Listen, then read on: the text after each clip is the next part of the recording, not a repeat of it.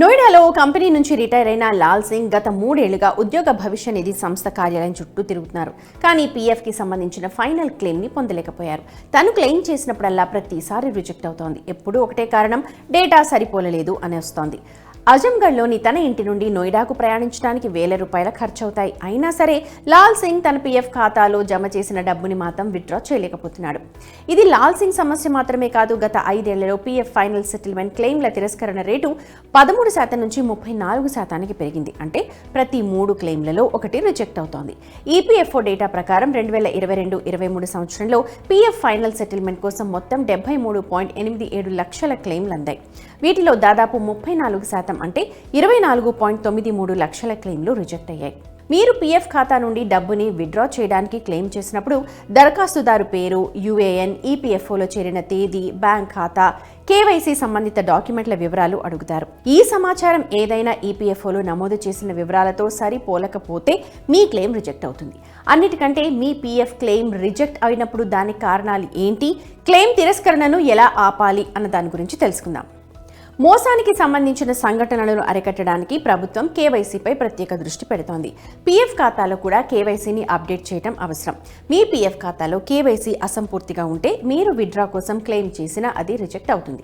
కాబట్టి క్లెయిమ్ చేయడానికి ముందు కేవైసీని అప్డేట్ చేయడం చాలా ముఖ్యం. మీ ఆధార్ కార్డుతో నమోదు చేసిన పేరు, ఈపీఎఫ్ఓ రికార్డులలో నమోదు చేసిన పేరు లేదా ఇంటి పేరు స్పెల్లింగ్లో తేడా ఉంటే మీ పీఎఫ్ క్లెయిమ్ కూడా రిజెక్ట్ అవుతుంది. కాబట్టి క్లెయిమ్ చేసే ముందు మీ పేరును అప్డేట్ చేసుకోండి. దీనికోసం జాయింట్ డిక్లరేషన్ ఫామ్ నింపాల్సి ఉంటుంది. మీరు ఈ పనిని ఆన్లైన్లో కూడా చేయొచ్చు. ఈ రోజుల్లో ఆధార్ కార్డ్ కేవైసీకి అత్యంత ముఖ్యమైన పత్రం.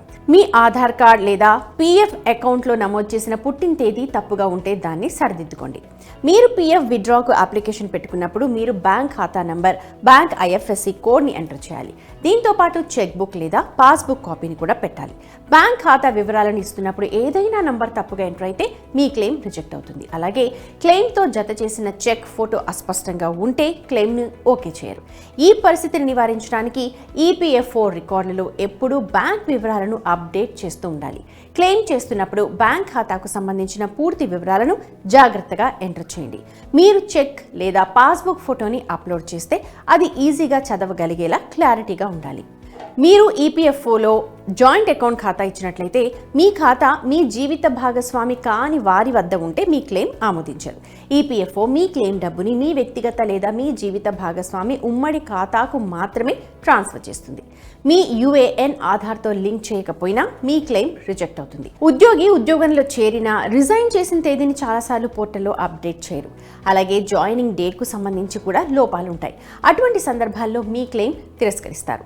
వీటన్నిటికీ కారణం ఒకటే, డేటా మిస్ మ్యాచ్ అని చెప్తారు. ఇటువంటి పరిస్థితుల్లో లాల్ సింగ్కు ఎదురైనటువంటి సమస్యలు నివారించడానికి మీ పీఎఫ్ ఖాతాలో ఆధార్, బ్యాంక్, పుట్టిన తేదీ మొదలైన వాటికి సంబంధించిన సమాచారాన్ని ఎప్పుడూ అప్డేట్ చేయాలి. కేవైసీ అసంపూర్తిగా ఉంటే దాన్ని కరెక్ట్ చేయండి. మీ క్లెయిమ్ను పదే తిరస్కరిస్తే మీ కంపెనీ హెచ్ఆర్ విభాగాన్ని కాంటాక్ట్ చేయండి. వారి నుంచి మీకు సమస్య పరిష్కారం పొందే అవకాశం ఉంటుంది.